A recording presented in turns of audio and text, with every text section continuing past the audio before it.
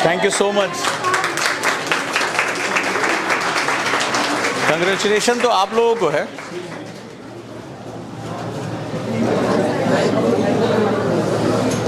This really goes to you all.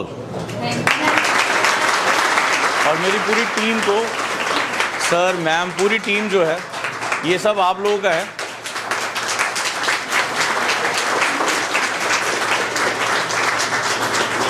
क्योंकि वहाँ मैं सिर्फ एक शरीर के रूप में जाता हूँ, रिप्रेजेंट आप सभी को कर रहा होता हूँ। और ये एक लंबी जर्नी होती है कि ये जो अवार्ड है वो आप सभी का है। ये एक जर्नी है जिसपे आप लोगों ने मुझे सिखाया how to tackle hard work, hard challenge जो हमारे सामने आते हैं, हार्ड वर्क कैसे करना है। और ये एजुकेशन आइकॉन अवार्ड बेसिकली आप लोगों का अवार्ड है। निश्चित रूप से वहाँ पर सिविल सर्विसेज कैटेगरी में इकलौता मैं था, तो ये खास हो जाता है क्योंकि बाकी कैटेगरीज में डिफरेंट लोग थे।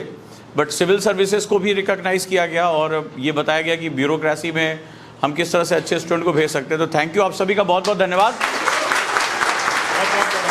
आप सभी को बहुत बहुत बधाई sir, thank you so much, thank you so much. और ये पूरी टीम की हार्ड वर्क है क्योंकि आप लोग, सबसे पहले तो आप लोग मेरे टीचर हो, ठीक है। जो आपके सवाल, आपकी चैलेंजेस, आपकी चुनौतियाँ ये जो आती है ना, वो मुझे सीखने के लिए प्रेरित करती हैं कि अब इससे कैसे लड़ा जाए, अब ये कैसे जो है डील किया जाए।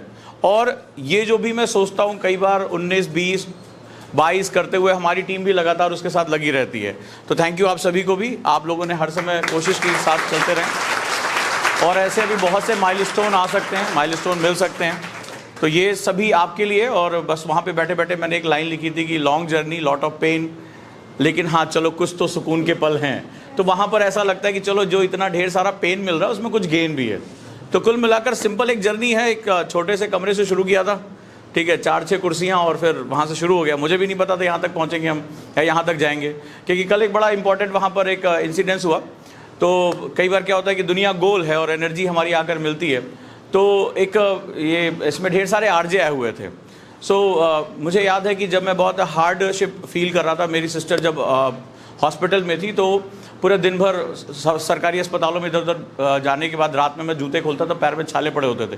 तो एक गोदाम था मेरे पास, उसी में मैं एक चारपाई डाल के सोया करता था। रात में थक के वहीं पहुंचता था। सफदरजंग हॉस्पिटल के सामने CPWD का गोदाम है, तो वहाँ केमिकल के डब्बे रखे होते थे और वहीं पे एक चारपाई मिल गई थी मुझे सोने के लिए, तो वहीं सोया करता था। तो मैं सुबह जब सो के उठता था तो मेरे पास एक छोटा सा मोबाइल हुआ करता था, वो बटन वाला। तो उसमें एक ईयरफोन लगा के सुनता था। उसमें एक गिन्नी करके एक रेडियो सिटी पे एक प्रोग्राम आता था। उसकी आवाज़ मुझे बड़ी पसंद थी। अगर ये कहे कि सम काइंड ऑफ की एक वॉइस क्रश, कि यार सुबह बड़ी फ्रेश आवाज़ जो है सुनने को मिलती है। तो मुझे नहीं पता था कि वो व्यक्ति कैसा दिखता है, क्या है, मुझे वो आवाज़ बड़ी पसंद थी। सुबह 7 बजे प्रोग्राम आता था। तो कल अचानक से उस शो में जब मैं ऐसे बैठा हुआ था अवार्ड शो में, कुछ फ़ोन चेक कर रहा था, तो कल यहाँ से किसी एक बच्चे का, उसके पेरेंट्स का फ़ोन आया कि उसको कुछ परेशानी है। तो मैं उसका सॉल्यूशन देख रहा था, हेल्थ की रिलेटेड इशू। तो अचानक से आवाज़ वो मेरे दोबारा कान में पड़ी। वो मंच पर थी, अब तो बहुत सीनियर हो गई हैं। तो मैंने कहा ये आवाज़ तो बड़ी सुनी सी है, बहुत सालों पुराना। अब तो मैं रेडियो नहीं सुनता हूँ, लेकिन सालों पुरानी जो आवाज़ थी वो वापस आई। तो मुझे याद आया कि वो फ्लैशबैक में गया कि वो कितना हार्ड टाइम था जब रहने के लिए मेरे पास जगह नहीं है, कुछ भी नहीं है, और सुबह शाम तक हॉस्पिटल्स में। तो वो जब वो मंच से उतरी तो मैं उनके पास गया और मैंने कहा कि I want to share a memory, एक मेरी याद है जो मैं आपके साथ शेयर करना चाहता हूँ। तो जब उन्होंने जो है मेरे साथ जब बातचीत होने लगी, तो मैं उनको पहचानना नहीं था कि यही गिन्नी है। तो मैंने कहा देखिए ये मेरी जो है उस समय की जो है एक मेमोरीज़ है कि सुबह जब थक के एकदम उठते थे कि भाई रात भर भागे दौड़े हॉस्पिटल ये सब, और सुबह जब आपकी आवाज़ से जो है वो सुबह शुरुआत होती थी, दैट वाज वंडरफुल मेमोरीज। तो हंसने लगी, बोली कि अभी कैसा लग रहा है, और बहुत अच्छा लगा कि आप इतने मुश्किल समय में भी ये यादों को रखे हुए हैं। तो कई बार क्या होता है कि आप चीज़ों को जोड़ते चले जाते हो, लोग आपसे जुड़ते चले जाते हैं। हमें नहीं पता था वो रेडियो में वो कैसे दिखते हैं या हम लोग क्या कर रहे हैं। तो उन्होंने भी हमारे बारे में बहुत कुछ जानकारियाँ लेने की कोशिश की। शी इन्वाइटेड मी, एक रेडियो शो में उन्होंने मुझे इन्वाइट भी किया, कभी मौका लगेगा चले जाएंगे। तो मैंने आप लोगों की भी कहानी वहाँ पर नरेट करने की कोशिश की कि आप अलग अलग बैकग्राउंड से आए हो, बहुत स्ट्रगल कर रहे हो। तो सभी के पीछे एक ना स्ट्रगल होता ही है, लेकिन वो फेज़ क्या होता है, वो फेज़ एक समय बाद जब आप एनर्जी देते रहते हो, अपना काम करते रहते हो, एक दिन स्ट्रगल भी घबरा कर किनारे हो जाता है। बोला हो गया यार, अब इसको इतना थकाएं, फिर वो आपको रास्ता दे देता है। और फिर जब आपको रास्ता मिल जाता है तो फिर आप ग्रो कर जाते हो। फिर आप किसी दूसरे को एक एग्जाम्पल दे सकते हो, यही सिंपल जर्नी है। तो आप लोगों को भी बहुत सी परेशानियाँ आ रही होंगी, बहुत सी दिक्कतें हो रही हैं, तो इसको थोड़ी देर साइडलाइन करो, मान के चलो it's a integral part of life. जैसे कल वो उस बच्चे के फादर मुझसे बात कर रहे थे, तो मैंने कहा जब आप भी हॉस्टल में होंगे तो आपको भी इस तरह की परेशानी आती। बोले हाँ आती तो थी। मैंने कहा लेकिन रुकना नहीं है, ये कुछ दिन बाद ये चीज़ें अपने आप सही हो जाएंगी। तो आप जिस मकसद के लिए बढ़े हो बढ़ते रहो। बाकी थैंक यू सो मच आप सभी का। ये भी है, आइए। अरे तो ये टीम काटेगी तो ज़्यादा अच्छा लगेगा, हमारे बच्चे करेंगे तो ज़्यादा अच्छा लगेगा। ये आप लोगों के बिना कुछ नहीं है, नथिंग। मुझे तो बुला लिया जाता है कि नाम है मेरा, इसलिए तो आप लोगों की वजह से यहाँ तक पहुँचे हैं। अरे ओ चलो, चलिए, थैंक यू, थैंक यू सभी, थैंक यू सो मच। हमारे सबसे सीनियर अनिल सर को, आपकी जिम्मेदारियां मैं बढ़ाता जा रहा हूँ इस उम्र में, ठीक है, और आप हमारे लिए, thank you ma'am, thank you so much. Thank you sir. Thank you. एक चीज़ अनिल सर से सीख सकते हो, व्यक्तिगत रूप से कहें, कई बार बड़ी जेलसी होती है, कई बार क्या होता है आप किसी से भी कुछ भी सीख सकते हैं। अनिल सर से फिटनेस सीख सकते हो। अनिल सर आपकी एक्चुअल एज क्या है? 71.5। भाई साहब तालियां।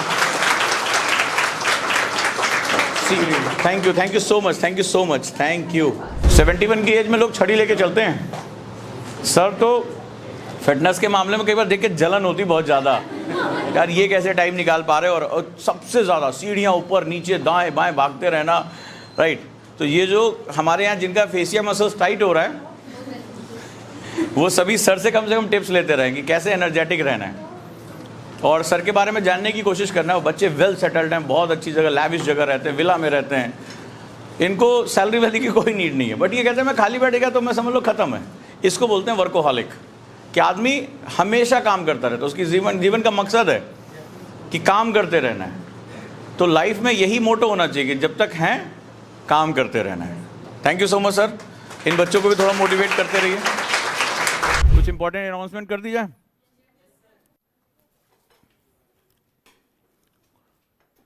और वो ये है 16 यानी मंडे से, मंडे है ना 16, नवरात्र शुरू हो रही है, तो मैम के साथ मैं भी मॉडर्न हिस्ट्री का जो प्री का पोर्शन है वो मैं डील करूंगा, ठीक है। 1 घंटा मुझे भी दे दो, क्योंकि 20% टाइम है। मैम थ्योरेटिकल पोर्शन डील कर रही हैं, I will deal that particular specialise prelim portion, ठीक है। तो अब आपके वहाँ हो सकता है 3 सब्जेक्ट शुरू हो जाएं। तो पहला आप लोगों के मॉर्निंग बैच में ये रहेगा। इवनिंग बैच में I will start ancient history and ma'am will start modern history, जो शाम का बैच होगा। तो हम इस तरह से ये सारा सेगमेंट पूरा करेंगे।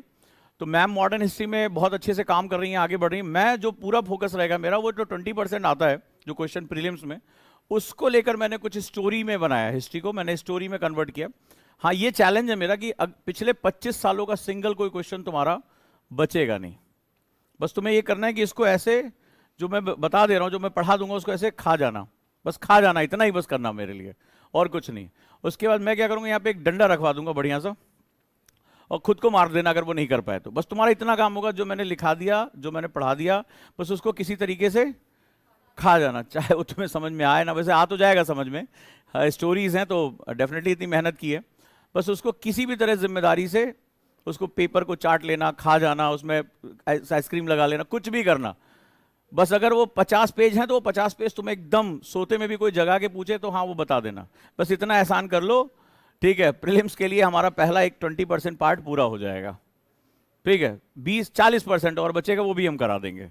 लवासना पहुंचो, वहाँ जितना दाल चावल खाना है, जितनी चीज़ें खानी है, उनका जान खाओ, ठीक है। गंगा हॉस्टल में जाके जान खाओ, कहीं भी बैठ के वहाँ जितना मन करे, वहाँ ऑफिसर्स मैस है, जितना हम करें वहाँ खाओ।